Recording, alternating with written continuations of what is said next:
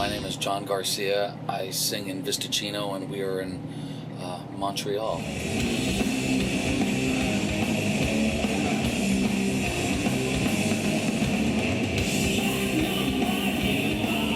How does touring impact, I guess, your health, your life, the age that you're at right now? It's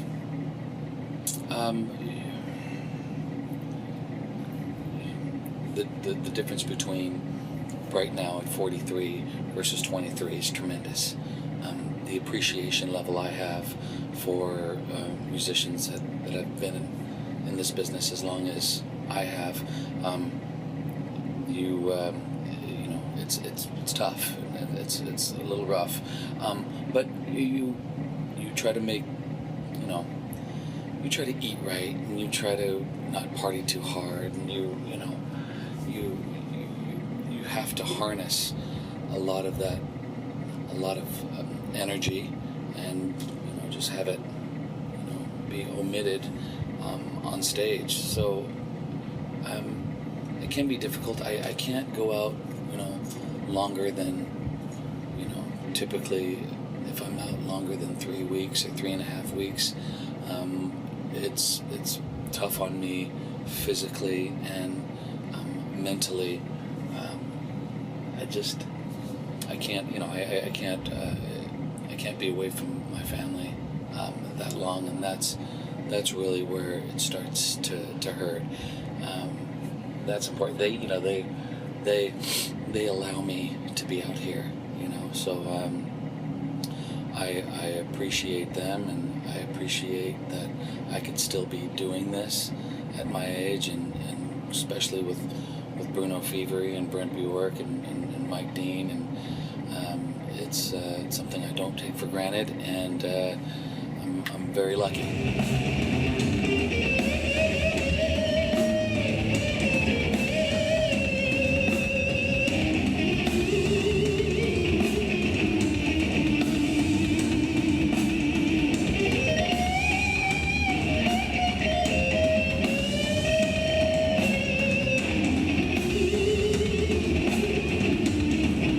Surreal for myself as a long-time fan of your work, that it seemed to me as though the music that you made when you were younger would never be aired again, would never be seen again in the live venues, and then you started to tour again, and it was just really great to see that happen. I guess, why did you come back after all those years with this project, after you've had so many other great projects? Well, I genuinely missed it. I missed singing. I missed writing. I was doing my other thing, which I'm very lucky to have done, and being in the field that I was in. But after long conversations with my family, my wife, and they allow me to do this stuff, but I just missed it. I missed it. I missed playing with Brant. So here we are, and it was just I thought about getting back into it and being in this environment every night again, and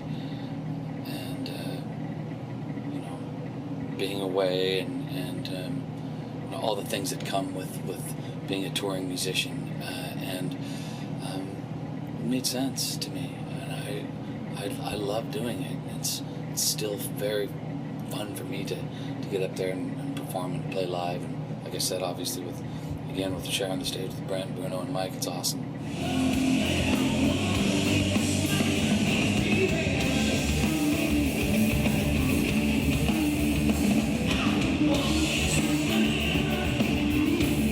What are some of the things that you've had to overcome over the years to get where you are today? Struggles you had to fight through to be here today. Maybe people could identify, or will learn a thing or two from the struggles you've been through. Trials of life. Yeah, Lots happened since since I've started, singing. I mean, besides the industry, completely and totally changing, as far as the business sense of it. That's, obvious, but, everybody goes through,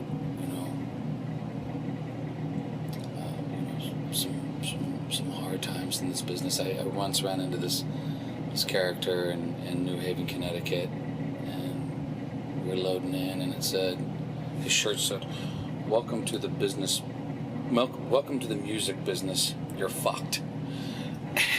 And that pretty much summed it up for me. Looking back, I don't have any regrets or anything like that, and I've lived a pretty fruitful life. Hard times are going to come; it's inevitable.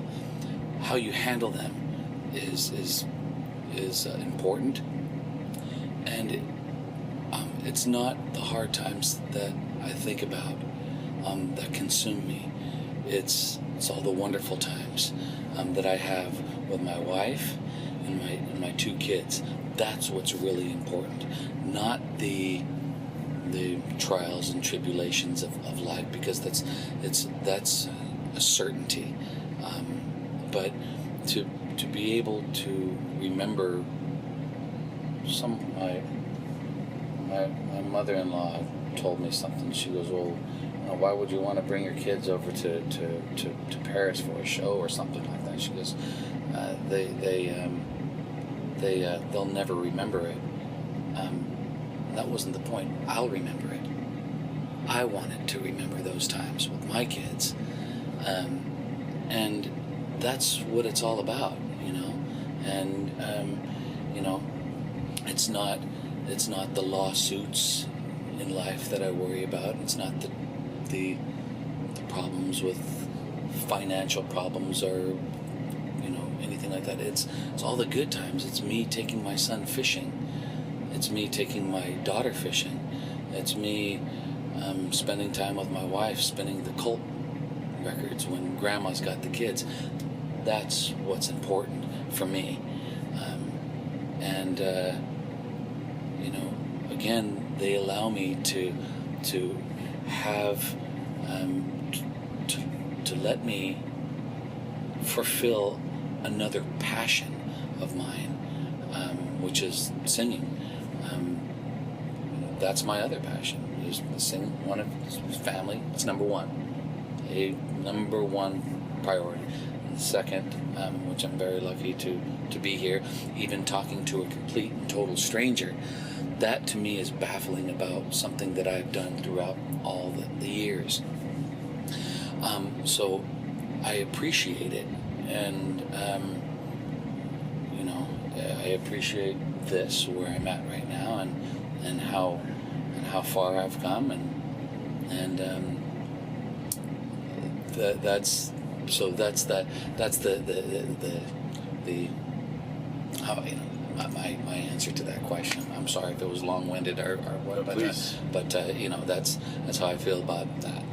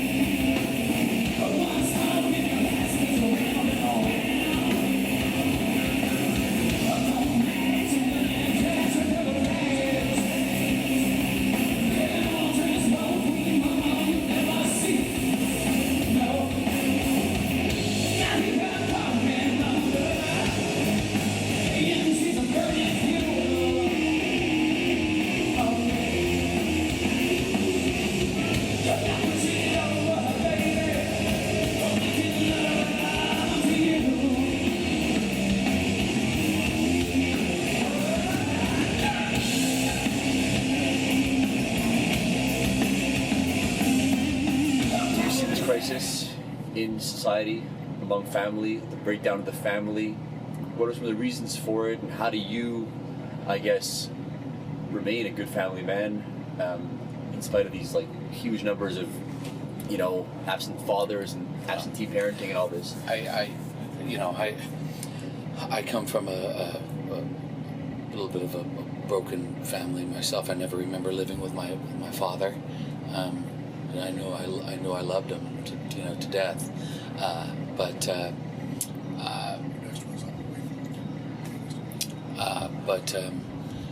you know, my mom, I think she did an amazing job raising 3 kids by herself, but you know, family turmoil is something that I am well accustomed to. And you know, I go through it on a you know, case by case basis only. But I think that for me the most important part of when a family goes awry or when something happens, you got to be able to forgive. That's the thing. I'm not perfect, you know. I'm by no means am I perfect, you know. Far from it. But you know, neither is the next guy, you know. But to be able to forgive and move on, that's really important, and that's really key. You know, I'm not going to be the perfect dad or the perfect husband. I don't claim to be. Family's definitely important to me, but you know, you just do your best. And, you know, growing up without a father, or a father that was absentee, you know, some people it clicks that you can get over that and move on and just learn to forgive and forget. And some people it doesn't click. They don't have it in their head and their heart and their emotion, the way they're wired. It doesn't click to be there for their son or their daughter. And you know, one of the hardest moments of my life was going through a divorce and having their 3-year-old little girl be a part of that. You know, that was rough for me. But I talk to my daughter almost on a daily basis, and I talk to my son almost on a daily basis when I'm out here and even when I'm back at home. But the common denominator for my daughter is the mutual love that my ex-wife and I have, and my wife Wendy right now have for her, and Matt is, and she knows that. My daughter knows that, and we make it very clear to her that you know, that we're always here for her, and she understands. She fully gets, you know, this. You know, nobody gets married to get divorced, but things happen, and you know, but you know, people go through that stuff, and the thing is that you've got to learn. No matter what side of the spectrum you're on, you have to learn to forgive. That's important. And men with kids have you've got to be a parent. You've got to the responsibility as a man to be there for your children is super important, and that's key. And you know, that's a big problem. What I think is going on in the United States right now is parenting, you know, and you've gotta, I grew up in the 70s, so even school teachers, I got welts on my hand from rulers, you know what I mean, and it's, you know, I'm not saying it, you know, that type of discipline is you know, but it's changing. You know, the world is changing, and you know, you all I can do is be a husband and a father the best I can, and you know, I'm not preaching that my way is the right way to do things, but you know, I can certainly be doing more, and there's always room for improvement, and you know, that's a big question, and I can go on for hours in regards to what I would like to do to help change some of the things that are wrong, and you know, I'm certain that maybe, you know, the music that I play is not the answer to some of that, but I've certainly met kids in my time where they say, you know, your music has changed my life, and music changed my life too. You know, I was listening to 8 tracks back in 1974, man, and you know, and with the headphones, Earth, Wind and Fire and Johnny Taylor, and that made a big impact in my life. It was music, you know, so I went off on a different tangent there, obviously, but forgiveness is key, and being a good parent, and having it click inside of you that you got to stand up and you got to be a man when you decide to have kids. And it's hard. Sometimes it's hard, but I certainly enjoy it. Now I'm done having kids. that all being said, I'm done. But you know, and never say never, I guess.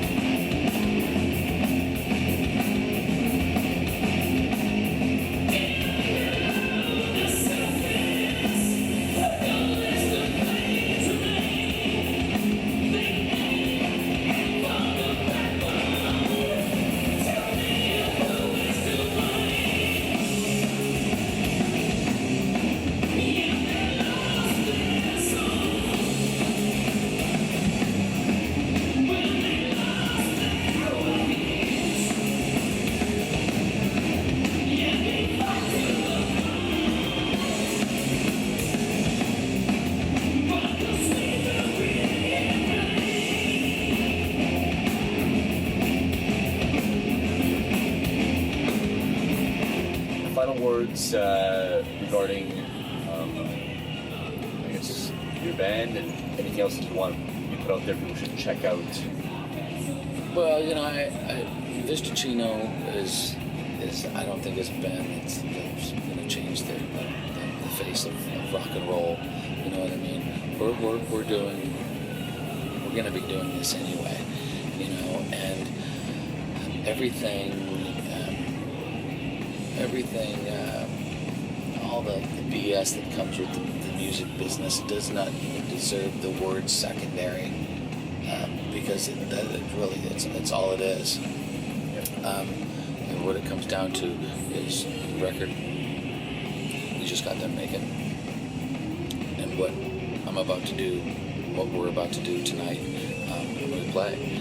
That's what it comes down to. That's where the passion is, and the joy is, and the happiness is up on stage, and that's what we do, man. You know, and I'm stoked to be here, and I appreciate it, and you know, for the, you know, there's always going to be people who, you know, always be people that don't like the record, don't like the type of music that I play and perform, and that's okay, and that's their right.